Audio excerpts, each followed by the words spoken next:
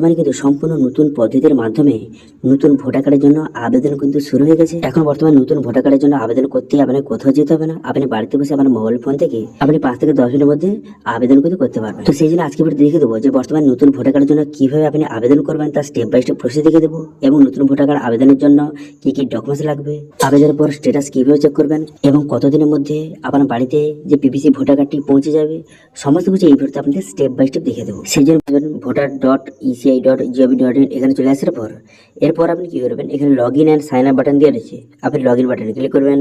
Log in বাটনে click করে দেওয়ার পর এখানে আপনার মোবাইল নাম্বার বসাবেন, তারপর ক্যাপচা বসিয়ে রিকোয়েস্ট ওটিপি বাটনে ক্লিক করবেন।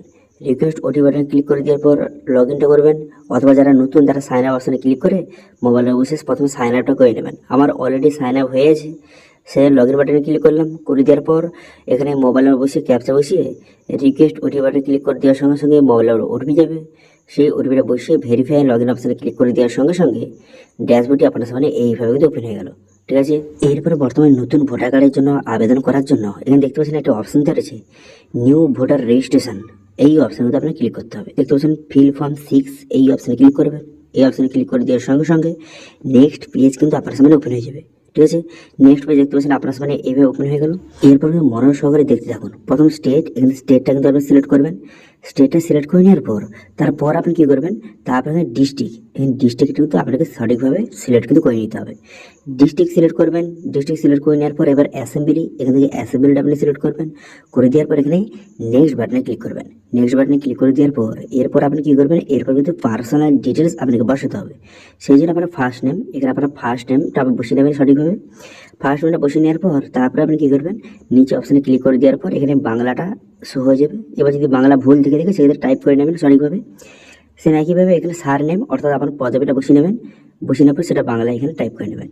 ঠিক আছে, করে দেওয়ার পর এরপর ফটো আপনাকে আপলোড করতে হবে। দেখুন ফটোটা কিন্তু আপনাকে হোয়াইট ব্যাকগ্রাউন্ড কিন্তু হতে হবে। ঠিক আছে, সাদা ব্যাকগ্রাউন্ড হতে হবে, তবে কিন্তু হবে 2 MB মধ্যে। এখানে সাইজ দেওয়া রয়েছে। এবার চুজ ফাইল অপশানে ক্লিক করে ফটোটা এখানে সিলেক্ট করবেন। করে দেওয়ার পর এখানে সেভ বাটনে ক্লিক করবেন। সেভ বাটনে ক্লিক করে দেওয়ার সঙ্গে সঙ্গে একটু লোডিং হবে। তারপর দেখতে পাবেন হিউম্যান ফেস ডিটেক্ট সাকসেসফুল হয়ে গেল। এবার এখানে ওকে বাটনে ক্লিক করবেন।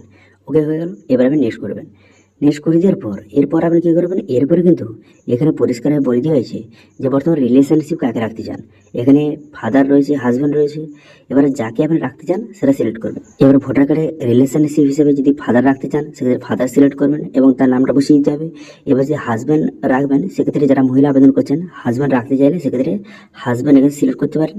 তো আমি এখানে ফাদার সিলেক্ট করে দিচ্ছি। করে নেওয়ার পর এখানে ফার্স্ট নেম লাস্ট নেম বসিয়ে দেবেন। বসিয়ে দেওয়ার পর নেক্সট বাটনে ক্লিক করবেন। নেক্সট বাটনে ক্লিক করে দেওয়ার পর এখানে কন্ট্যাক্ট ডিটেলস, এখানে মোবাইল নাম্বার এখানে সেলফ সিলেক্ট করে এখানে মোবাইল নাম্বারটা বসিয়ে দেবেন। বসিয়ে দেওয়ার পর ইমেল আইডি যদি থেকে থাকে সেক্ষেত্রে সেলফ সিলেক্ট করে ইমেল আইডিটা বসিয়ে এখানে নেক্সট বাটনে ক্লিক করবেন। নেক্সট বাটনে ক্লিক করে দেওয়ার পর এরপর কিন্তু খুবই গুরুত্বপূর্ণ, এরপর বলা হয়েছে যে আধার ডিটেলস আপনাকে বসাতে হবে। সেই জন্য আধার নাম্বার বসিয়ে আধার কার্ডের নাম্বারটা এখানে সঠিকভাবে বসিয়ে দেওয়ার পর নেক্সট বাটনে ক্লিক করবেন। এরপর জেন্ডারটা সিলেক্ট করতে হবে। জেন্ডারটা সিলেক্ট করে নেওয়ার পর নেক্সট করবেন। করে দেওয়ার পর ডেট অফ বার্থ, এখানে আপনার ডেট অফ বার্থটা সঠিকভাবে সিলেক্ট কিন্তু করে নেবেন। ঠিক আছে, আপনার ডেট অফ বার্থটা সঠিকভাবে সিলেক্ট করবেন।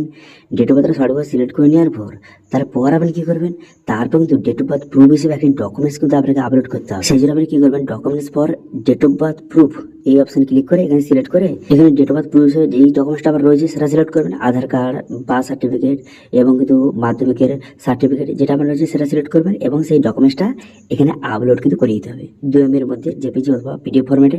তারপরে নেক্সট করবেন। নেক্সট করে দেওয়ার পর এরপর কিন্তু আপনাকে অ্যাড্রেস কিন্তু বসাতে হবে। ঠিক আছে, এখানে বলে দেওয়া হয়েছে যে বর্তমানে প্রেজেন্ট অ্যাড্রেসটা, বর্তমানে আপনার প্রেজেন্ট অ্যাড্রেস সঠিক বসিয়ে দেবেন। এখানে অ্যাপার্টমেন্ট নাম্বার, এরপর কী করবেন এখানে ভিলেজ নামটা বসিয়ে দেবেন। বসিয়ে দেওয়ার পর পোস্ট অফিসের নাম বসিয়ে দেবেন। বসিয়ে দেওয়ার পর এখানে পিনকোড, তারপরে এখানে তাহসিল বা মন্ডল অর্থাৎ পাড়ার নামটা বসিয়ে দেবেন।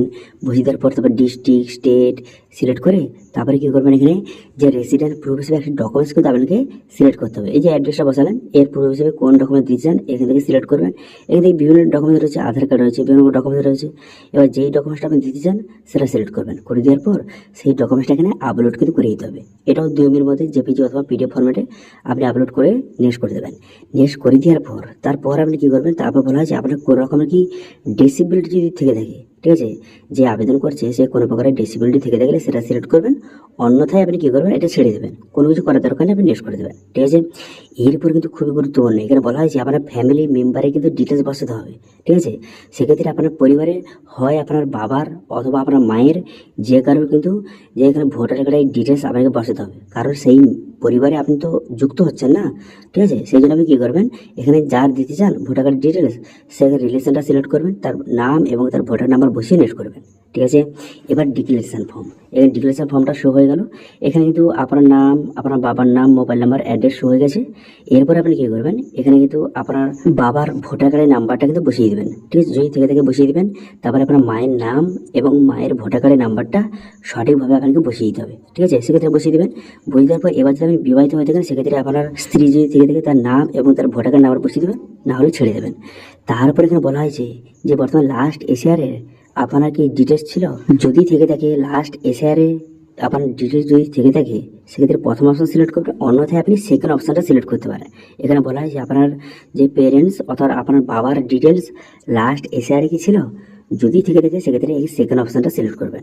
ঠিক আছে, সিলেক্ট করে এরপরে কিন্তু আরও অনেকগুলো অপশান খুলে গেলো, কোনটা সিলেক্ট করবেন দেখুন। এখানে দুটো অপশান দেওয়া আছে, আপনি যদি এসআর 25-26 বর্তমান যে এসআরটা হলো সেই 25-26 সিলেক্ট করবেন। করে দেওয়ার পর এখানে স্টেট, তারপরে অ্যাসেম্বলি, তারপরে এখানে পোলিং স্টেশন অর্থাৎ ভোট কেন্দ্রের নামটা সিলেক্ট করবেন।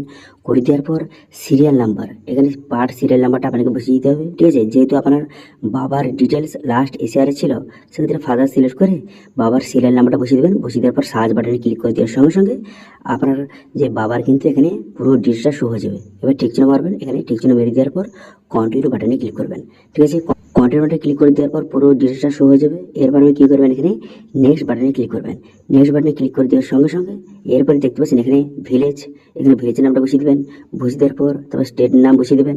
স্টেটটা বসিয়ে দেওয়ার পর তারপর ডিস্ট্রিক্টটা সিলেক্ট করবেন। করে দেওয়ার পর এই অ্যাড্রেসে আপনি কত বছর ধরে থাকছেন এখান থেকে সিলেক্ট করবেন। ঠিক আছে, এখান থেকে সঠিকভাবে সিলেক্ট করে নেবেন। করে দেওয়ার পর তারপর আপনি কী করবেন, তারপর এখানে আপনার প্লেস, এখানে প্লেসের নামটা বসাবেন। এখানে আপনার যে পোস্ট অফিসের নামটা বসিয়ে দেবেন। বসিয়ে দেওয়ার পর নেক্সট করবেন। করে দেওয়ার পর ক্যাপচাটা বসাবেন। ক্যাপচাটা বসিয়ে সেন্ড ওটিপি বাটনে ক্লিক করবেন। সেন্ড ওটিপি বাটনে ক্লিক করে দেওয়ার সঙ্গে সঙ্গে আপনার মোবাইল নাম্বারে ওটিপি যাবে। সেই ওটিপিটা বসিয়ে এখানে প্রিভিউ অ্যান্ড সাবমিট বাটনে ক্লিক করবেন। করে দেওয়ার সঙ্গে সঙ্গে পুরো প্রিভিউটা কিন্তু আপনার সামনে এইভাবে কিন্তু শো হয়ে যাবে। ঠিক আছে, তারপর আপনি সাইন অ্যান্ড সাবমিট অপশানে ক্লিক করবেন। এই অপশানে ক্লিক করে এখানে ইয়েস বাটন দেখতে পাচ্ছেন, আপনি ফর্মটা সাবমিট করতে চান, হ্যাঁ আমি চাই, সেই জন্য ইয়েস বাটনে ক্লিক করবেন। ইয়েস বাটনে ক্লিক করে দেওয়ার সঙ্গে সঙ্গে সরাসরি কিন্তু আপনাকে আধার সাইন পেজে কিন্তু নিয়ে চলে যাবে। এরপর আপনি কী করবেন, এখানে আবার আধার নাম্বার বসাবেন। বসিয়ে আধার ওটিপি সিলেক্ট করে দেওয়ার পর গেট ওটিপি বাটনে ক্লিক করবেন। গেট ওটিপি বাটনে ক্লিক করে দেওয়ার পর আপনার আধার কার্ডের সঙ্গে যে মোবাইল নাম্বার লিঙ্ক রয়েছে মোবাইল ওটিপি যাবে। সেই ওটিপিটা বসে টামাটো ঠিক জন্য মেরে সাবমিট বাটনে ক্লিক করবেন। সাবমিট বাটনে ক্লিক করে দেওয়ার সঙ্গে সঙ্গে আপনার অ্যাপ্লিকেশনটা সাকসেসফুলি সাবমিট হয়ে যাবে এবং একটি রেফারেন্স আইডি নাম্বার প্রোভাইড করবে, যেটা দিয়ে পরবর্তী সময় আমি স্ট্যাটাসকে চেক করতে পারবেন আপনি। তো সেক্ষেত্রে আপনি কি স্ট্যাটাস চেক করার জন্য এখানে হোম পেজ চলে আসার পর একটা অপশন দেখতে পাবেন যে ট্র্যাক অ্যাপ্লিকেশন স্ট্যাটাস, এই অপশানে ক্লিক করবেন। এই অপশানে ক্লিক করে দেওয়ার পর যে রেফারেন্স আইডি নাম্বারটা আপনাকে প্রোভাইড করেছিল সেটা বসিয়ে এখানে সাবমিট বাটনে ক্লিক করবেন। তো প্রথমত সাবমিট অপশন দেখাবে, তারপর যখন ভেরিফাই অ্যাপ্রুভ হয়ে যাবে তখন কিন্তু এখানে আপনার ভোটার নাম্বার কিন্তু শো হয়ে যাবে। ঠিক আছে, তারপর আপনি কী করবেন, সেই ভোটার নাম্বার দিয়ে আপনি অনলাইন থেকে ভোটার কার্ডটি ডাউনলোড করতে পারেন অথবা পোস্টের মাধ্যমে কতদিন মধ্যে আসবে দেখুন। এবার অ্যাপ্রুভ হতে কতদিন সময় লাগবে, অ্যাপ্রুভ হতে মোটামুটি ধরে রাখতে পারেন ওই 10 থেকে 15 দিন সময় লাগতে পারে। তবেই বললে কি, যারা কিন্তু নতুন ভোটার কার্ডের জন্য আপনি আবেদন করছেন, তো সেক্ষেত্রে ফর্ম ফিল আপের পর যে অফিস থেকে কিন্তু কল আসতে পারে, সেখানে কিন্তু ডকুমেন্টস ভেরিফিকেশনের জন্য আপনাকে যেতে হতে পারে।